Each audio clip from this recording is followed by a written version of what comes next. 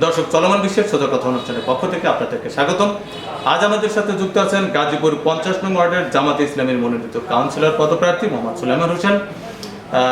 দর্শক, কথা না বাড়িয়ে চলুন আমরা চলে যাই মূল আলোচনায়। সুলাইমান ভাই, কেমন আছেন? জি আলহামদুলিল্লাহ, আল্লাহ ভালো। আপনি কেমন আছেন? জি আলহামদুলিল্লাহ। কেমন চলছে আপনার নির্বাচনী কার্যকলাপ? জি আলহামদুলিল্লাহ, ভালো চলছে। মানুষের ধারে ধারে যাচ্ছি, মানুষের বিভিন্ন সমস্যায় মানুষের পাশে থাকার চেষ্টা করছি। কেমন সাড়া পাচ্ছেন? হ্যাঁ আলহামদুলিল্লাহ, ভালো সাড়া পাচ্ছি। মানুষ যেখানেই যাচ্ছি সবাই আমাকে আপন করে নিচ্ছে আর কি। এটা আমার জন্য বড় পাওয়া।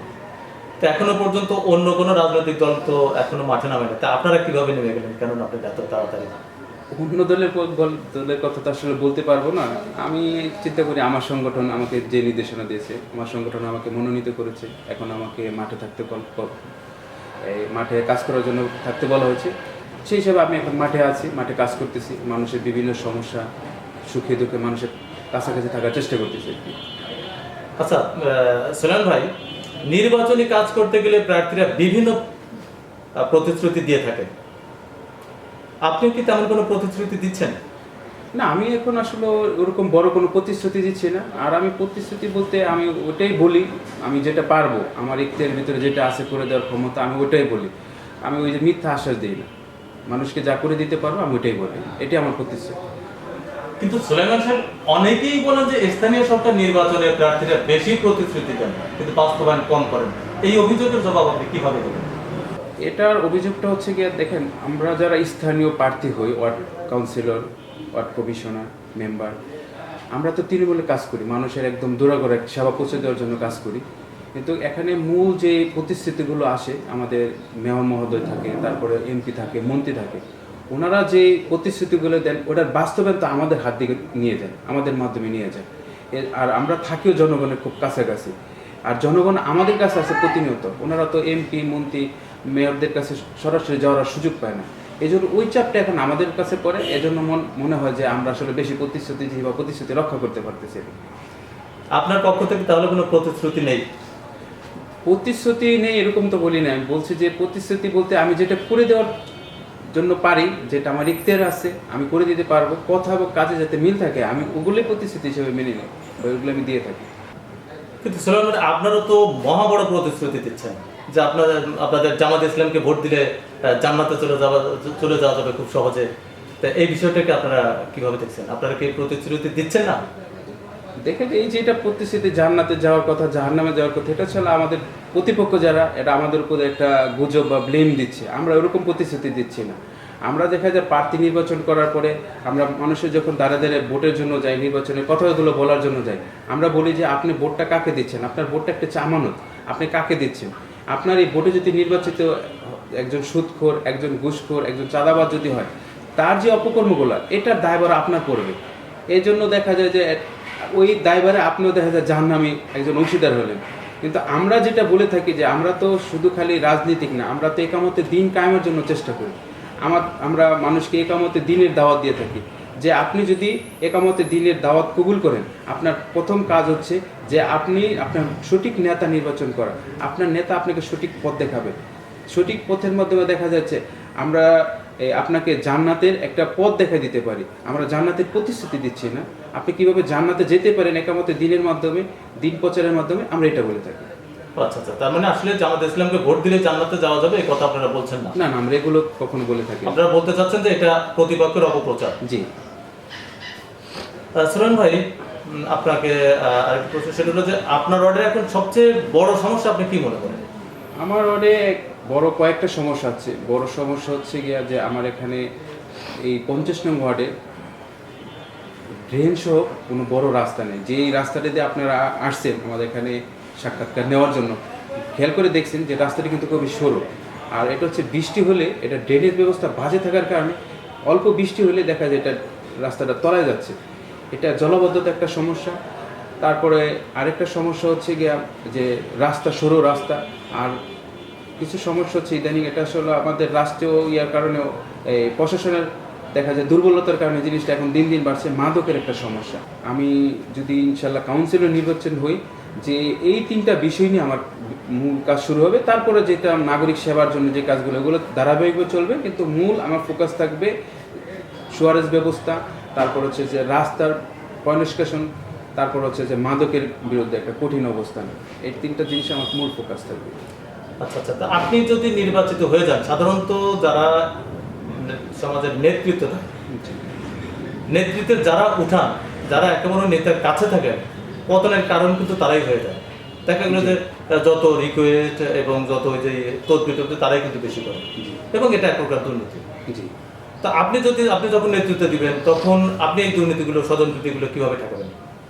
দেখেন, আমি তো আসলে আমি ব্যক্তিগতভাবে এই পর্যায়ে আসি নাই নির্বাচন করার জন্য। আমি ব্যক্তিগতভাবে কোনো সিদ্ধান্ত নিয়েছি না। আমার সিদ্ধান্ত হচ্ছে আমার সাংগঠনিক সিদ্ধান্ত। আর আপনারা অনেকেই জানেন যে জামাত ইসলামী হচ্ছে গিয়া এমন একটা সংগঠন, এখানে কোনো স্বজনপ্রীতি, ব্যক্তিপ্রীতি চলে না। এটা সাংগঠনিক সিদ্ধান্তের আলোকেই চলে।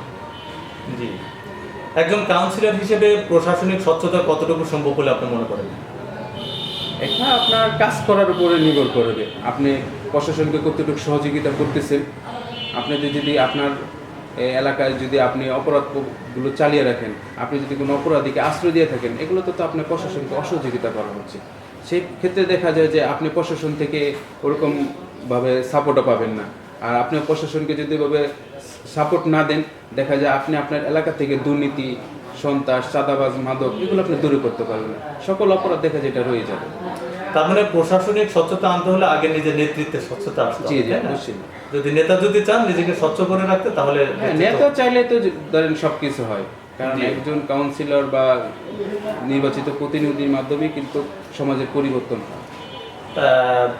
আসলে আপনি কিছুক্ষণ আগে বললেন যে আপনি মাদকের বিরুদ্ধে কাজ করবেন তরুণ সমাজকে রক্ষা করার জন্য। তাহলে এই যে সমাজে তরুণদের মাদক, বেকারত্ব, অপরাধ থেকে দূরে রাখতে কি কি কাজ, মানে কি পদক্ষেপগুলো আপনি হাতে দিবেন আর কি? আমি আলহামদুলিল্লাহ কিছু পদক্ষেপ এখনই হাতে নিছি। এখন নির্বাচন আসলে কবে হবে, নির্বাচনের ওই চিন্তা না করে আমি এখন থেকেই কিছু কাজ শুরু করে দিয়েছি তরুণদের নিয়ে। আর এটার প্রথমে একটা হচ্ছে গিয়ে আমি নিজে একটা ক্লাব বা সংগঠন প্রতিষ্ঠা করেছি, রেনেসা সাহিত্য সাংস্কৃতিক সংসদ। এটার ভিতরে কয়েকটা বিভাগ আছে, রেনেসা স্পোর্টিং আছে। তো এই স্পোর্টিংয়ের মাধ্যমে আমি এই এলাকার যারা তরুণ আছে, যারা যুবক আছে, তাদেরকে আমি খেলাধুলার মাধ্যমে ব্যস্ত রাখার চেষ্টা করি। আর সাংস্কৃতিক আমাদের যে রেনেসা সাহিত্য সাংস্কৃতিক সংসদ আছে, এটার ভিতরে আমি তাদেরকে বিনোদন দেওয়ার চেষ্টা করি, যে এখানে এসে অনেক ছেলে মেয়ে দেখা যায় এসে এখানে আমাদের সাংস্কৃতিক ক্লাবগুলোতে অন্তর্ভুক্ত হচ্ছে। তারা এখানে সাংস্কৃতিক চর্চা করতেছে, যার যার প্রতিভা আছে এখানে তারা দেখার চেষ্টা করতেছে। আপনার এই ওয়ার্ডে তো আরো প্রার্থীরা নির্বাচন করবে। জি। তো এই প্রার্থীগুলোর মধ্যে থেকে জনগণ আপনাকে কেন ভোট দিবে? কি বিশেষ বৈশিষ্ট্য দেখে আপনাকে ভোট দিবে? এটা হচ্ছে যে আমি সবসময় জনগণের পাশে থাকার চেষ্টা করি। আমি প্রতিনিয়ত আসি, জনগণের যে কোনো সমস্যা, বিপদ আপদে আমি তাদের পাশে থাকার চেষ্টা করি। মানুষ আমাকে পছন্দ করতেছে। আমি মনে করি যে মানুষের এই পছন্দ এবং ভালোবাসা নিয়ে আমি ইনশাল্লাহ তাদেরকে ভালো কিছু দিতে পারবো। তারা এই জিনিসটা, আশ্বাসটা পাচ্ছে, এই জন্য তারা আমাকে বেশি পছন্দ করতেছে। কিন্তু প্রার্থীরা তো দেখা গেলো যে নির্বাচনের আগে তাদের একরকম রূপ থাকে, নির্বাচনের পরে কি আর এক রকম রূপ থাকে। যে নির্বাচনের আগে সে খুবই স্বেচ্ছাসেবক একজন মানুষ, নির্বাচনের পরে তাকে আর খুঁজে পাবে না। তো এরকম তো ঘটতে পারে না, ইনশাল্লাহ আমার পক্ষ থেকে এরকম ঘটবে না।